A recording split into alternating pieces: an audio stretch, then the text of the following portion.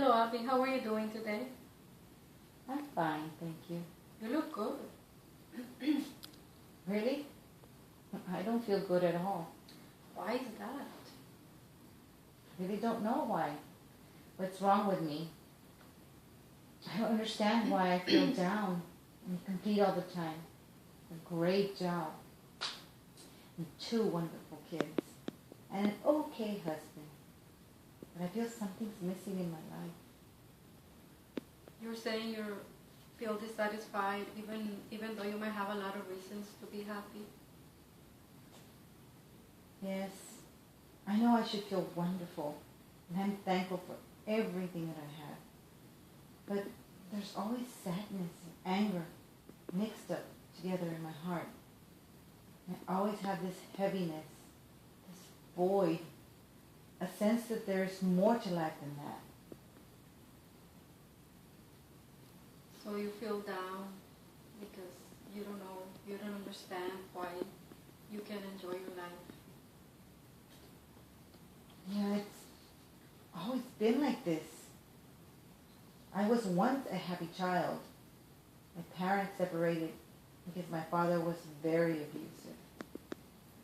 But I always felt secure with my grandma's arms, in my grandmother's arms. Mom would go to work and she would take care of me, my brothers and my sisters. She would cook delicious meals and sew our clothes. She was always there when we came back from school, and I love her so, so much. You were so very fortunate to have her in your life. Yes, I was.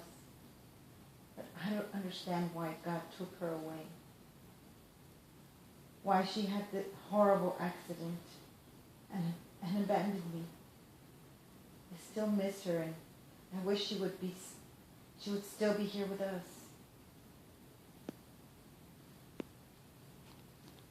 Do you feel like crushed because you're still grieving for her?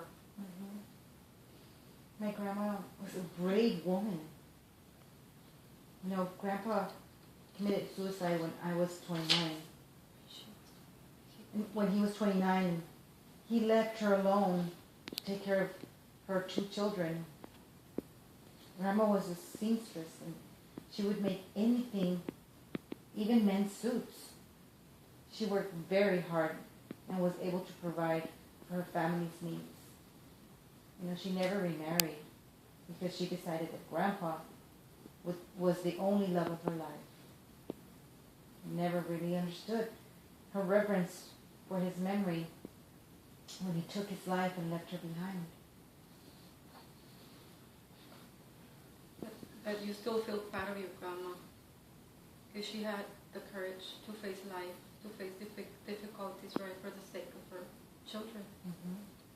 Yes, I'm proud of her and of my mom too, because she raised us by herself. My father abandoned us when we were little. My mom would work really hard to give us a decent life. She would cross the bridge to Mexico every day to work there. She was a teacher and then a principal at an elementary school.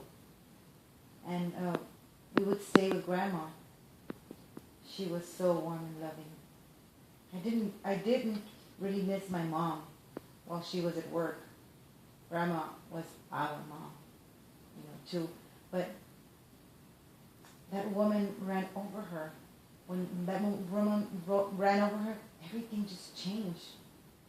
She was badly injured, and her brain was damaged, and she just was a vegetable for about 6 years.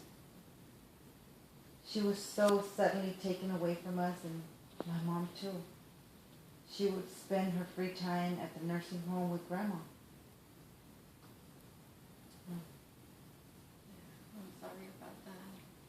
And you felt devastated because you practically lost your mom and your grandma about the same time. Mm-hmm.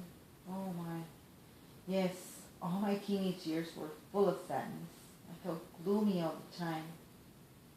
However, I put up a good front. People thought I was happy because I joked around all the time. I had to be strong because I was the oldest of 3 siblings, and I had to take care of them. Yes, it must have been really hard for you to carry on such a responsibility, especially when you were so young. Yes.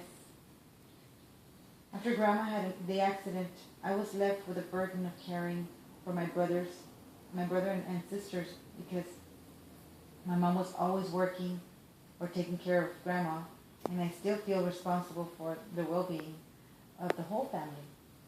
I usually think of them first, but they really don't care about me.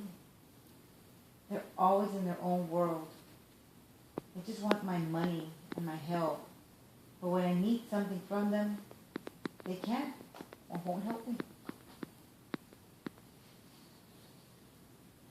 So it seems to me that you feel disappointed because your family doesn't reciprocate what you do for them. Yes, and I'm tired.